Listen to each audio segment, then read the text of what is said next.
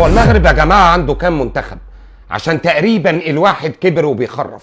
عارفين ان المغرب 3 ركعات مش 3 منتخبات. النهاردة تتفرج تلاقي 3 مغرب، الاولاني كسب البحرين والتاني كسب المنتخب المصري ب2، والتالت ده حكاية منتخب المغرب للشباب النهاردة بيدعك كوريا الجنوبية وبيكسبها 2-1 وبيصعد لربع نهائي كاس العالم للشباب، وهيقابل امريكا المباراة اللي جاية ان شاء الله. يقعد لاعبين امريكا على شعلة تمثال الحرية، واحفظوا الاسماء دي كويس. الاسماء دي اللي هتلعب في كاس العالم 2030 لو ربنا ادانا عمر.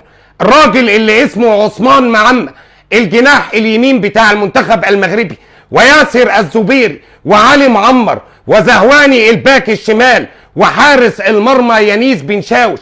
النهارده تتفرج على اللعيبه كلها بتلعب في كل المراكز بكل قتاليه وبكل روح. قدروا النهارده ان يكسبوا منتخب كوريا الجنوبيه، وقبل كده رقعوا البرازيل ورقعوا اسبانيا وسهروني حبا في كورتهم الجميله.